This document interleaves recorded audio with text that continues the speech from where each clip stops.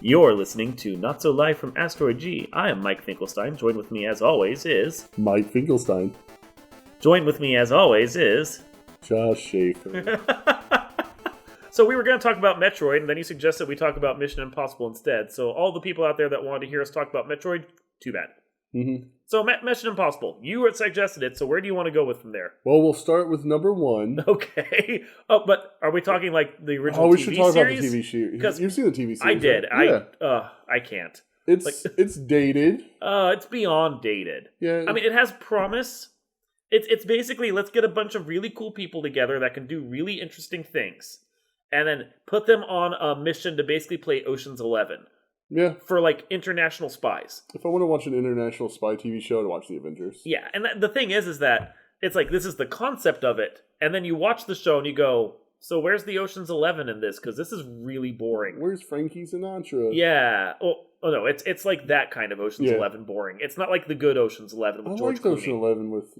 You are the... okay, the so... Rat Pack is a classic. So Hawkman and Ocean's 11 now, we've established, are things that you like. I mean... No one likes that one. Okay, I'll admit I haven't seen the new or the original Ocean's 11 because I can't find it anywhere, but the second I see it, I will watch it, and then I will still disagree with you. Fair.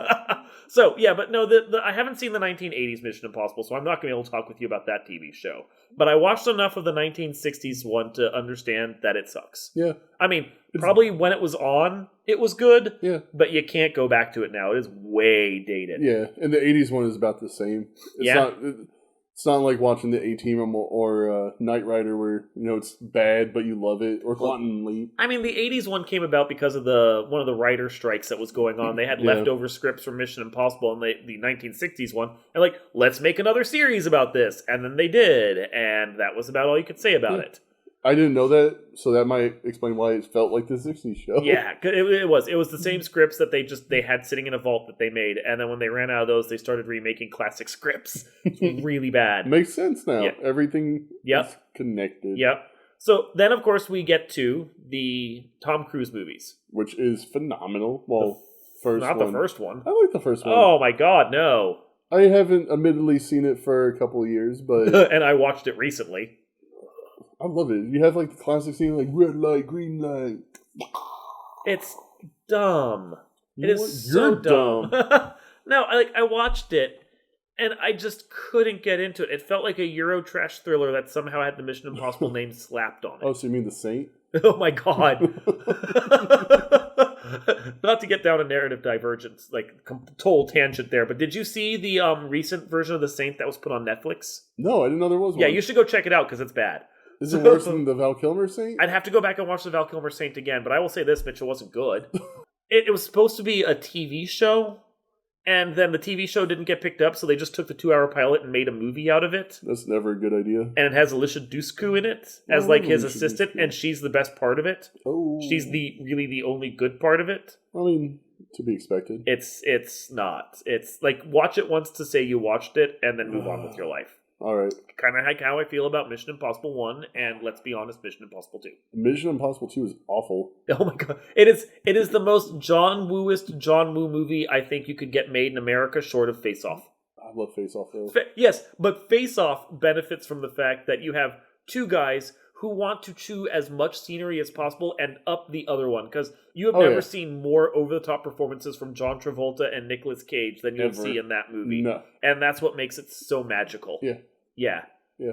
So let's, instead of talking about Mission Impossible 2, which was just a train wreck of awful. Well, we didn't need to touch on it for a second, and you are not wrong. It is a train wreck. It's boring from the beginning, nonsensical in the middle, and then just kind of ends. And I'm sorry, but what's up with his hair? His weird, not like a mullet? Yeah. It was like watching a Superman from the 90s on a motorcycle, and just didn't work. And that's the thing. It's like, I understand, like, AV Club calls him Gunman, so I always just think of Tom Cruise as Gunman. Gunman, run fast. I understand that everyone, like, that Gunman can ride a motorcycle. It's just like Chris Pine can ride a motorcycle. I get that. But we don't pay to see Gunman ride a motorcycle. We pay to see him run. Yeah. I want to see Tom Cruise run. He ran a little bit, and he swam a little bit. But then he mostly rode a motorcycle. Like, most of his scenes in that movie are him on a motorcycle. Yeah. And, like, why? Like, I don't pay for that. Top Gun 2. Yeah. Electric Boogaloo. I get that there's flames and a motorcycle and guns. And that's pretty much all I remember of that movie. And I watched it, like, a couple months ago. Yeah. It's bad. So, Face Off. Face Off. Because that's a much more interesting movie. So, Face Off, which is actually the second Mission Impossible movie from here on out. You know what? I'm honestly okay with that. Yeah. Yeah. I mean, just... So is it Tom Cruise or is it John Travolta that's playing? Well, actually, they both would. Yeah. So, yeah. It's actually Tom Cruise in his John Travolta suit. So that's why it's still a Mission Impossible movie. I get that. That makes sense. He put on the whole rubber suit and then had that removed along with his regular face and put on Nicolas Cage. Yeah. So Tom Cruise is actually both You know what? of them. That actually makes that movie make about as much sense as it does right now. Yeah. So, yeah, no. I would argue that Nicolas Cage and John Travolta have not done anything relevant or better than that, except for The Meg, apparently. Or not The Meg, what's the new Nicolas Cage movie that just came out? I don't know, because they're all... Megan? No. Yeah, it starts with an M and... Mandy. There you go. The Meg was a shark movie. With Jason Statham. Yeah. Who also runs. Yeah. And I actually like watching him run, too. Yeah. It's pretty if he stops, his heart will explode. That was the Crank movies. Those were crap. Yeah, but I still watched them. I still liked them. I did too. No, but you're right. I'm trying to think what have either of them done since that I actually enjoyed. And Battlefield Earth. Please tell me you're joking. What? I mean, I will credit you. That's significant for John Travolta. Certainly wasn't good. I think that's when his career started. He did Face Off after Pulp Fiction and Broken Arrow, didn't he? And Broken Arrow came out before, and that's also a John Woo movie, isn't it? I want to say it is. I think it is, actually. I think it is. And actually... Christian Slater's one of his best movies. And while it's not a great Christian Slater movie, it's actually one of the better John Woo movies that America ever released. I actually enjoy that movie for what it is. I really like it. Yeah. I know it was kind of pandered, but... It's not as campy as Face Off, and I think that's because while John Travolta's trying to chew all the scenery, certainly he doesn't have Nick Cage to play off of, so he doesn't get us over the top. So, yeah. Okay, so Mission Impossible 3, since we're actually going to talk about the series again. You don't like that one? No, I love it. That's J.J. Abrams, at his best. Yeah. Oh, that movie's fantastic. And the story behind it, just how Tom Cruise, I forget what movie he saw, but Tom Cruise invited J.J. Abrams to his mansion and was like, "You want to direct the next Mission Impossible?" Wasn't it because he was... Was it Cloverfield? No, I want to say it was TV shows. Lost. It was Lost. Was it Lost or was it Alias? Oh, it might have been Alias, too. Yeah, because that one was a spy. Alias would make more sense. Yeah. Tom Cruise was just sitting there watching a Felicity marathon. I can see it. I could. It's like, you know what I want? I want this guy to direct my next movie. I love Felicity. I know people give Tom Cruise a lot of shit, but he seems like a genuinely pretty decent guy. He does. He honestly does seem like a pretty good guy.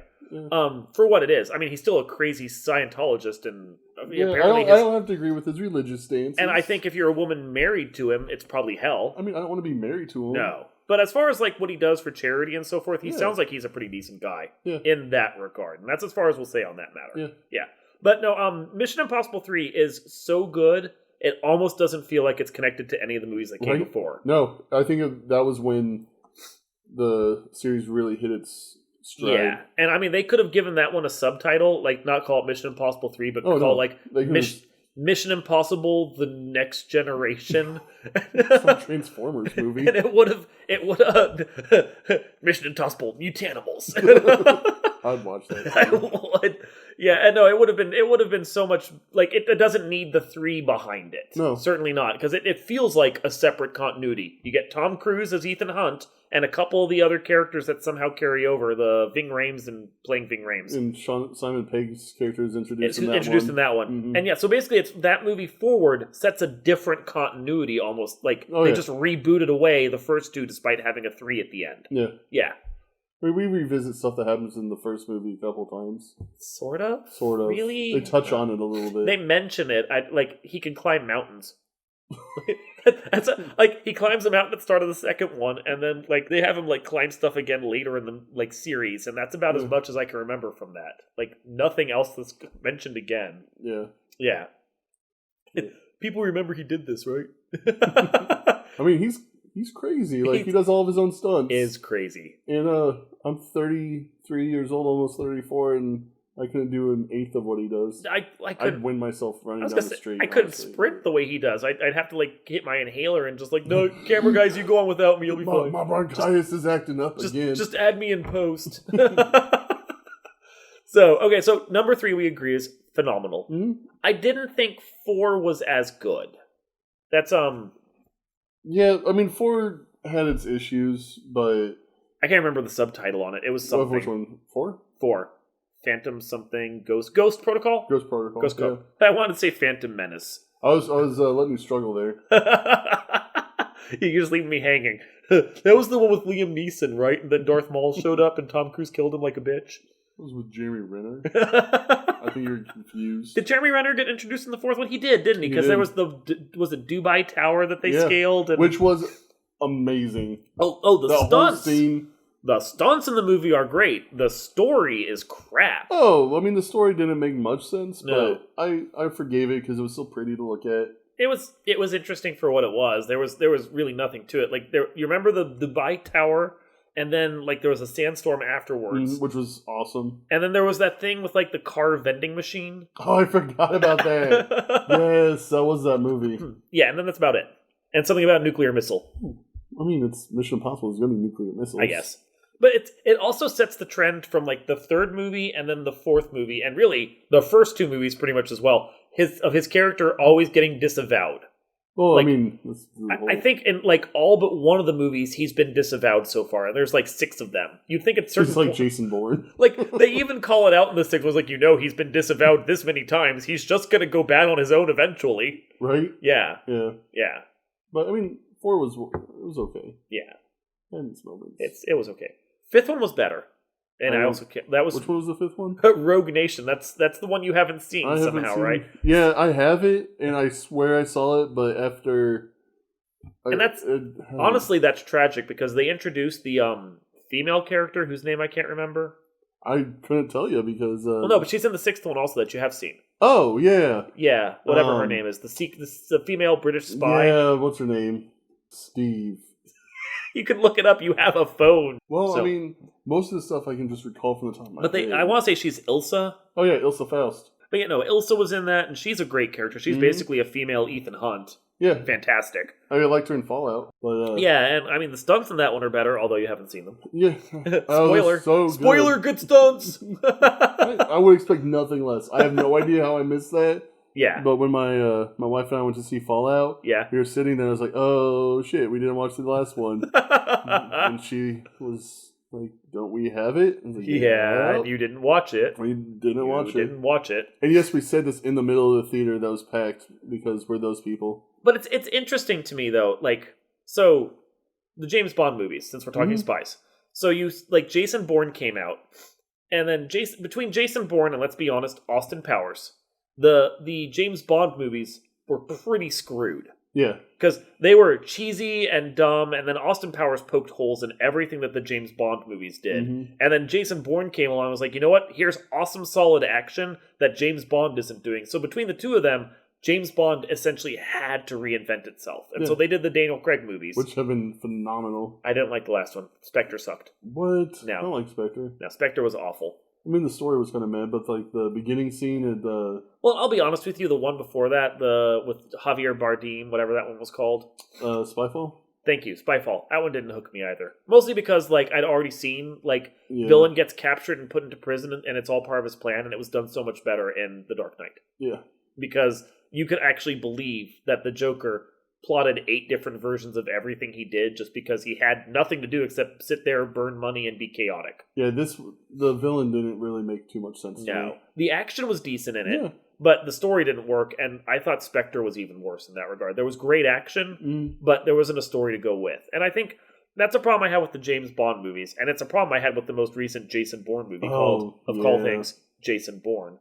Because, who's in that? Matt Damon. Matt Damon. But yeah, no, it's the...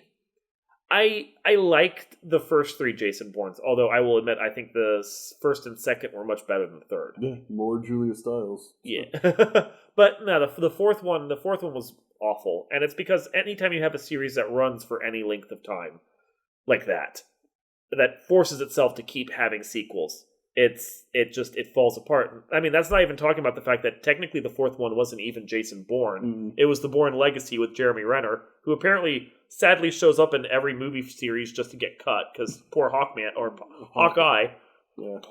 Don't make him play Hawkman. He'll get removed just like the other Hawkman did from Legends of Tomorrow. I'm used to it.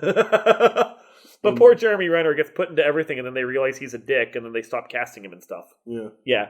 So, Bourne Legacy, which was also awful. Yeah, so it's anytime you have a long-running franchise that the studio wants to milk for all it's worth. Except for Mission Impossible for some reason.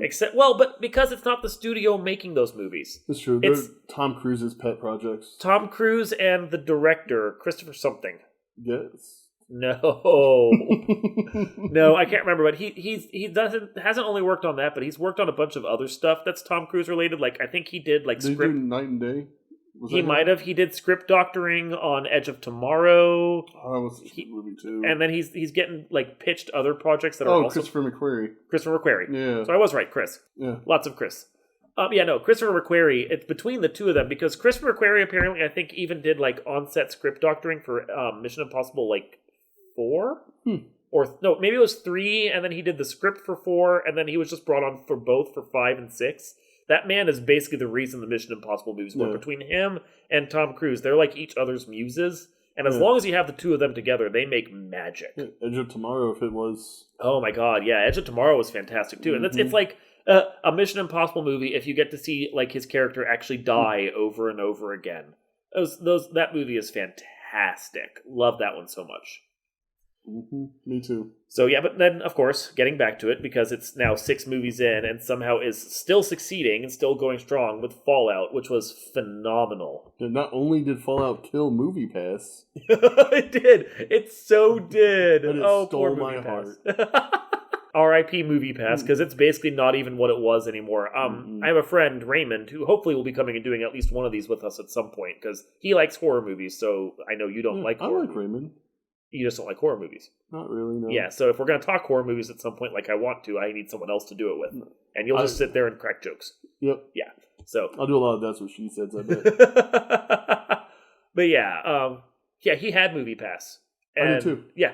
Yep. Both of you did. And then he just canceled his because he was like, I wanted to go see a movie this weekend. And I looked it up online, and there was one movie playing at 2 theaters near me. And it was one I was never going to see ever. And bear in mind, he's a film and theater buff. He'll see everything. He's like, it's the only one that's playing, and I couldn't see it. And then everything else was blacked out. I couldn't watch anything. Yeah. My wife and I both had MoviePass, and we wanted to go see the Teen Titans Go movie, which is fantastic. Which we didn't get to see because MoviePass wasn't doing it. And it was also out of theaters. But we're like, well, let's go see a different movie. Everything was blacked out. We ended up seeing Mission Impossible Fallout, which, but we canceled our membership because it just wasn't worth it. Yeah. So, and I get emails almost weekly now begging for me to come back. Yeah. And I'm like, nope, next. And I mean, I will fully admit that I have a different subscription plan that I'm doing for my movies now. Not going to promote it because I don't want this to be a commercial. But the idea of it is useful. But not being able to go see a movie like Mission Impossible because it's half blacked out, and especially when it's huge. Yeah. Like, I know because after they did that, didn't like Avengers Infinity War start getting blacked out because of it? It was weeks after Fallout 2. Yeah. We were willing to wait a couple of weeks, and then they started, the theater that we go to started putting all the MoviePass people in the first 3 rows. Yeah. And I'm a giant. Yeah, you can't do that. I mean, reclining seats help a little bit, but... The front rows are just not good for watching movies anyway. No. So. But it's interesting to see how the series has grown. And I think we've nailed it there, is that it's between Christopher McQuarrie and Tom Cruise that the series really functions the way to. You get J.J. Abrams as an executive producer, you get the two of them doing their thing, and then you just let Gunman go crazy. Which is, and that's the thing, is like the first couple movies feel really constrained by Hollywood like Hollywood not wanting to let their leading man go kill himself. Yeah. And the second they decide to let Tom Cruise do stupid crap on film, they stop being tired retreads of what the original Mission Impossible movies want to be, and they become like the Tom Cruise franchise. Yeah, which is fine with me because, like, I hope Tom Cruise doesn't kill himself doing a Mission Impossible movie. He almost did. But he has a couple of times, almost, like you said, but... I mean, if he were to go out, I think he would want to go out doing a Mission Impossible movie. He'd want to go out doing like some kind of movie stunt because that's what he does. Yeah. Like it's if he can't like hang himself from a helicopter by one hand without any like net or anything below him, so that he can do something stupid and then almost die, then it's not a movie for him anymore. Yeah. Like the recent The Mummy. Yeah. Which I didn't mind it. Like everyone I didn't hated hate it. I thought it was didn't pretty hate decent. it. It was another one of those perfectly acceptable films. I mean, it wasn't as... It was The Mummy. It's weird to think that a movie that stars Tom Cruise wasn't as good as one that starred Brendan Fraser. Right? Yeah. Oh, Brendan Fraser. I mean, the first of the Brendan Fraser mummies is fantastic. Oh, it's one of the best movies from the 90s. Yeah. The third of the Mummy movies starring Brendan Fraser is complete ass. Was that the Dragon Emperor. Yeah. Oh my god, it's so terrible. Well, you lost Rachel Weisz from it. Yeah. You just lost Dylan anything was that made it dumb. interesting at all. Yeah. So we're going to change the actress, and now he's 30 years old, or 30 years older with a child. With or like a man no child. nonsensical whatever, yeah. And somehow, like, the new Mummy that came out with Tom Cruise was only passably better than that one. Yeah. Like, there were some great stunts, like the whole airplane thing at the beginning. Oh, it was amazing. That was fantastic. Yes. That's Tom Cruise willingly throwing himself around and almost dying. Yeah. For our entertainment. Yeah, for our entertainment, because he's a professional. But there's, like, a whole stretch of that one where it's just him sitting around talking and then CGI happens. And that's not how a Tom Cruise movie should be. No. Put him somewhere, let him do something for real, running from it, and then almost dying, and you have a success. And I just never really... I felt like Universal was just trying to make their own universe. Yeah. And they tried way too hard. Like, when Russell Crowe popped up as Dr. Jekyll, or Mr. Hyde, whichever. Yeah, that's something else altogether. But let's save that for the next time when we start talking about cinematic universes. For now, I'm Mike Finkelstein. You are... Oh, is it me? Yes, you are. I'm not Mike Finkelstein. I am Josh Schaefer. There you go. You've been listening to Not So Live from Asteroid G. We'll see you next time.